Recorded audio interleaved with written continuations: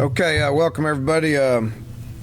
Finally into game week. Sitting here after 23, 24 practices of camp to try to get ourselves in the best position that we can to play the first game, and not there yet, but luckily we got practice today, tomorrow, and Thursday and Friday to be able to get in position to play a good William and Mary team.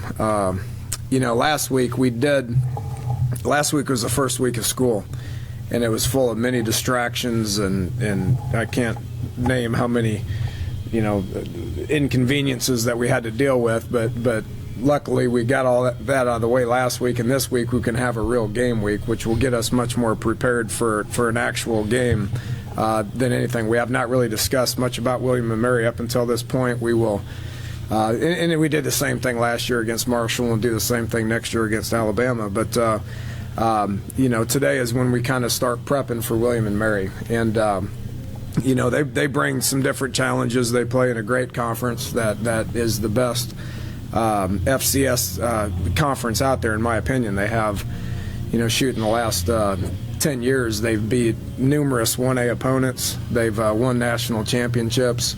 William and Mary is one of those teams that have beaten 1A teams, and much like we dealt with last year with James Madison, you got to be on guard when you're playing a team like that. They're very well coached. Jimmy Laycock's been there for 34 years. I mean, how do you maintain your job for 34 years if you don't know what you're doing? So it is very well coached. His kids will play very, very hard. They're a lot better than how they ended last year. They had some quarterback issues last year with the injuries. They played 3 different guys. Hopefully we're not in that situation this year. But defensively they're very sound. Offensively, they're going to try to control the clock. They're going to try to get out there and run the ball and try to control it at that well. So, much like we've gone into the last 2 years, we got to figure out what we do well. We got to figure out what our team's all about. So we'll challenge our guys to treat this week the same as we treat it next week, to learn how to prep for a week. We should enjoy the process of a game week. You only get about 12 of them, so you should enjoy the process, which we will enjoy the process this week. And then get out there and look forward to a fun afternoon in Morgantown. So, with that said, I'll take some questions. Any further word on your quarterback situation? No, it's the same as it's been. I mean, we said that we're going to rep 2 of them this week. Paul and Clint will get 50% of the reps. We will still keep Ford ready to go. I feel good about being able to have 3 quarterbacks that we feel like can get out there and play ball. If it gets to that, then we'll deal with it. Who's going to start? I don't know. Either Paul or Clint will start, and the other one will play, and potentially all 3 of them will play. So at this point, they've done nothing to warrant not being quarterback here. So I think it's probably going to take some game reps and put those guys in situations where they got to respond in order to really see what they're all about. William and Mary is about 10 minutes from knocking off Maryland in the opener last year. It's safe to say they can't be overlooked here?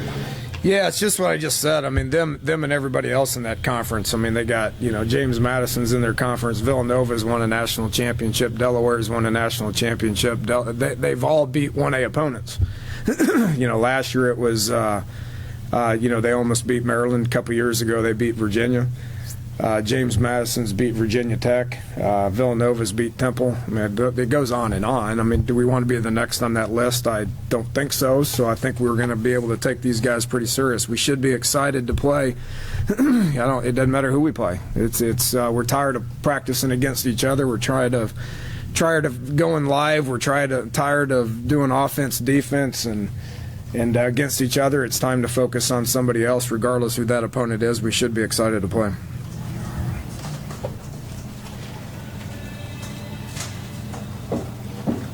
Have you figured out what you guys do well yet? You mentioned that earlier, you're still trying to figure that out. Do you have an idea of what you guys are doing well right now? No clue. I wouldn't tell you if I knew anyway, Ed. You know that. I mean, we're not going to reinvent the wheel here. I mean, everybody knows what we do offensively and defensively, and special teams is a little bit more of a mystery.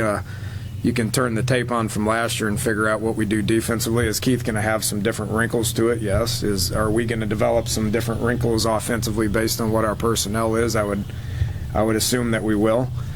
Special teams, it's not the same coordinators as it was last year, so are we going to do some different things special teams? I would say there's probably a pretty good chance of that. But, you see what it is. You see what the product is out there. Where you're going to be able to notice distinct differences being a fan in the stands. I doubt that very much.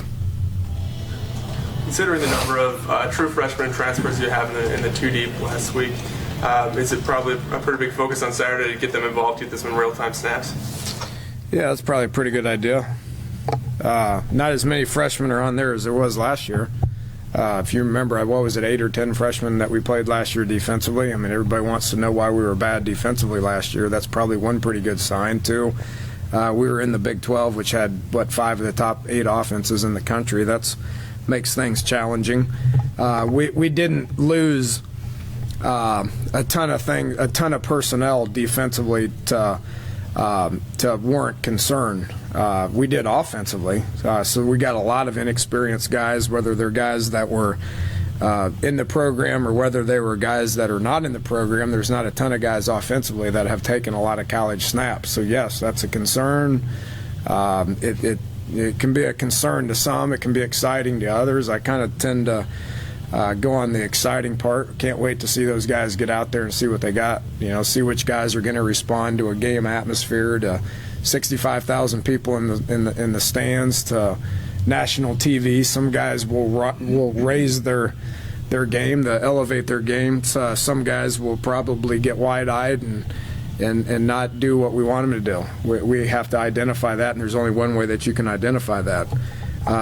Defensively, I'm excited to see our guys, see how they've developed, which I've seen them up close and personal here for the last 3.5 weeks, and I do think that they've developed. Obviously, you got to show it on Saturday. Coach, with Ivan back after his leave last season, do you see a difference in him personally off the field? Yeah, I've seen some differences in him. I think it matters a lot more to him now. Whatever those issues were that he was dealing with last year, I don't see him dealing with those this year. So is he going to be a difference maker? We'll see on Saturday. Last time we saw anything, we saw Kevin White in a green jersey. Where's he stand? Injury report. All right. Kevin White is questionable. He's got a foot problem. Mario Alford is questionable. He's got a foot problem. Andrew Bowie is redshirting. Let's see here. Shelton Gibson is redshirting. Devontae Henry is redshirting. Shaq Petaway has surgery Friday. Nan is recovering well. What other injuries do we got? I think that's it. Adam Pankey is progressing ahead of schedule. Probably not going to play this week, but he's progressing pretty good. Is there a reason for Andrew Bowie other than he's just going to develop mentally and physically, and we're going to leave it at that. So he's not going to play this year. He's going to redshirt, and I fully expect him ready to roll in the spring. Yeah, the same thing with Shelton. I know he was injured earlier, but is that similar approach for him? Yeah, set him back a little bit. So same thing with him. I mean, at redshirt, all these. I mean, I didn't want to play 12, 15 freshmen last year. I think our depth is better than what it was last year. So it's going to enable us to be able to redshirt some guys. Ike McDonald's another guy. Came in late, isn't ready to play. Darian Howard's here now. Doesn't look like he's ready to play, but we have not been able to have one day with him in pads yet. So I don't know where he's at. Malik Greaves is going to redshirt. All these guys, red shirts could get pulled based on depth, based on injuries, based on a lot of other stuff. But Eli Wellman's going to redshirt. Jackie Marcellus is going to redshirt. Stone Underwood, Lazard, Tizino, Lingefelter, all those guys are going to redshirt, which means that the program's in pretty good shape depth-wise. If you can get all those guys to develop for a whole year and not have to burn their year, then you're in pretty good shape, and so that's where we're at right now. Mentioned Darryl Worley, Jeremy Tyler, Marvin Gross, DeKeel Shorts, Wendell Smallwood. Those guys are technically true freshmen that we're anxious to get them out there to play. Is that if you've been in that mix too? Or? He's right now playing on redshirting. And how do you handle mentally a kid that led you in rushing the year before and to tell him, doesn't look like you're going to play? How do you? Well, I mean, he had some decisions. I mean, some of these are decisions that he makes as well. I mean, did we force him to? No. And again, I'm looking forward to talking about Charles Sims, Dustin Garrison, Dreamer Smith, and Wendell Smallwood. But with that said, he just felt like it was in the best interest of him and the best interest in the future of our program to save his year. Danny, you mentioned those running backs. Do you have an idea in your head of touches? Like, I think, like, Charles this many, Dreamius this many. Hot hand, I mean, whoever kind of gets the hot hand, I don't know how it's going to go. I mean, when we hand the ball off, if it looks good and we're getting yards, we'll probably do it again. Same thing in the pass game. If we're protecting fine, we're throwing it, we're completing balls, we'll do that more as well. So, they're all going to play. They're all going to play. Cody Clay is going to play in the backfield and H-back and tight end. Garrett Hope's going to play tight end, H-back. We have bodies that can give us snaps back there, and I feel very good about it. I have not been able to sit here for the last 2 years and say I felt good about it because we've always had about 2 or 3, and now I feel like we got some depth that I'm excited about. Speaking of not feeling good at times, I noticed that Ivan McCartney is at the top of your depth chart. Can you talk about what he's done well? Yeah, he's had a good camp. He's been able to maintain relative health, which has always been one of his issues in the past. As he had some sore limbs over the last 3.5 weeks, yes. Did it prevent him from practicing? No.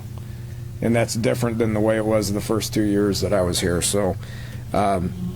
He's doing a good job. KJ Myers has done a phenomenal job. You got guys that haven't been through this before, like Mario, Kevin, Ronald Carswell. They just haven't been through this before. Devontae Mathis, Vernon Davis, they haven't been through this before. DeKeel Shorts has really impressed me. He's just a true freshman, but he's really impressed me. So he's going to be one of the first ones that gets trotted out there. How much they play is going to depend on what I see when they're out there. And again, what are our personnel groupings going to be? I mean, that's kind of one of its game planning, and 2 of it's how they respond once they're out there.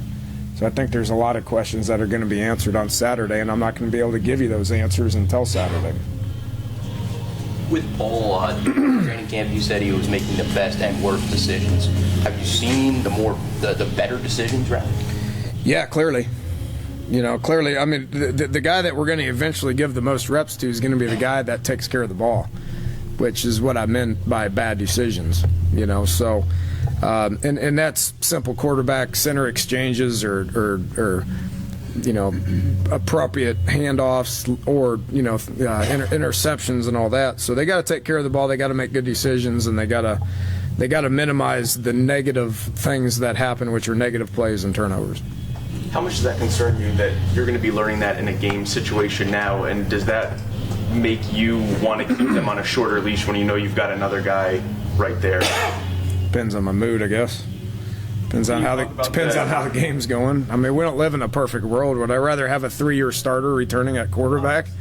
Yeah, but what we're dealing with right now is the same as about what 30 to 40 to 50 other schools are dealing with right now. It's just college football and graduation, and that opens the door for the next star to be born as well. I've talked about that a lot too. I mean, you lose a couple of the guys that we lost, and they were tremendous players here, but that opens the door for for somebody else to get those snaps and have the ability to go make those plays as well. So I'm not going to sit here and worry or lose sleep or gripe and moan about not having those guys. I mean, I'm excited about the guys we got, and I look forward to getting them out there to make plays. Somebody will rise up. Dana, the impossible question to answer, I suppose, but you're playing an FCS. Why are you going to ask me? I know. It's impossible. It's impossible for me to answer this. You're playing an FCS school, and the impossible part is you can't say that you're going to beat these guys. But if you get into a situation where you don't need to do a lot of things, are you of the school that says you like to save things for Oklahoma the following week, or put things on film so that they have to worry about them? I'm for doing whatever we got to do to move the ball forward, or doing whatever we got to do to stop the opposing team from moving the ball forward. If that means put your best foot forward, then I'd highly recommend to put your best foot forward. And we will game plan William and Mary just like we game plan Oklahoma the next week. Whatever we feel like we're good at, we're going to go do. So they're going to watch tape on us, we're going to watch tape on them, and we're all going to have to assume that that's just what we do. I'm assuming Ford could tell how the depth chart was going to play out in the latter days, but with quarterbacks and the way these kids move, because you can't rotate them in and out, how did he handle being Who's third? that? Ford? Oh, he's fine. Ford's got 4 years of eligibility, right? I mean, if you look at a lot of the guys in the past that have been successful, Brandon Whedon didn't even have a freshman year. Graham Harrell sat his whole freshman year, his redshirt freshman year. Gino got thrusted in, game 8, game 9 or something of his freshman year. Clint Chelf, third-team quarterback at Oklahoma State last year, ended up starting, 7, 8 games. I mean, you better keep your head up, you better study hard, you better work hard, because you never know when your number is going to get called, and when it does, you better get in there and make the most of it. That's his mentality right now, and that's what I expect it to be until his number is called. It could be this year, it could be next year, it could be the next year. I don't know. You can put your 5 guys in the field, right? Skill guys there. Your satisfaction with inside receiver, does that mean maybe more running backs, or has that gotten better where you might actually see both inside receivers? Yeah, we will. We will. Jordan Thompson's healthy and will play. Mario's gonna get better and play. Devontae Mathis has impressed me in the last week and a half, so he will play. So we have 4 guys that can go in at inside receiver and play. With that said, that's just the position. The deeper we are at running back, the more we like using 2 backs or 3 backs, or 2 backs and 2 tight ends, or 2 backs and 1 tight end, or 1 back and H-back and a tight end. I mean, there's a whole bunch of stuff that we can put in the game that's going to take snaps away from the inside receivers. So it takes away from the importance of having a 2 deep at the inside receiver spot. It's more important to have 2 deep outside, which we don't have. If winning is 1, staying healthy is 1B, I guess, what are other things, first game, all things equal, you'd like to accomplish, or at least answer in your own mind? Just to see what the kids' mentality's like. And I'm talking about individually more than anything. Which guys get wide-eyed, which guys. Nothing puts guys in position more than a game does to figure out what their mental toughness is, their physical toughness, being able to be disciplined. Guys that haven't jumped off sides all camp may end up being flinchy and jump off sides because it's a game. A game is, we try to put them in as many situations as we possibly can, which I think we did a good job of as a staff starting back in January, having a challenging off season. A lot of practice in spring, a lot of practice in camp. Try to put them in as many situations as you possibly can. You can't simulate a game. I don't care who you're playing.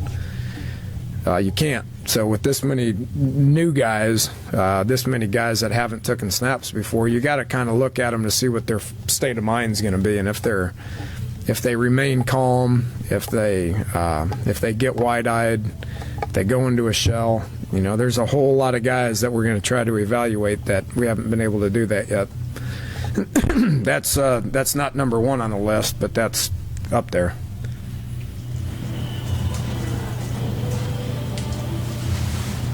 along those lines, there's an idea that you don't know what you have at quarterback until you play in a game. But with what you just said there, you're not going to put a guy there unless you know what he can do. How much? I guess the other part of the conversation we've missed. How much do you know about a quarterback by the time that you do run out there Saturday? Well, and that's the one thing that's probably the only reason why we reduced Ford's reps is because he hasn't taken a snap in college, and Clint has played in 3 high-profile games. Paul's been put in there on several different occasions and at least took snaps in college, right? So I mean, he's been there before. None of which is going to be the same as running out there as the starting quarterback, which Clint has done on a couple of different occasions. But because those guys have taken the snaps, that's probably was the reason why we reduce it to them too. And with that said, I mean we're gonna monitor what Ford's state of mind is in the in the warm-ups, and hopefully we get a chance to play all 3 of them. All right, appreciate it, guys.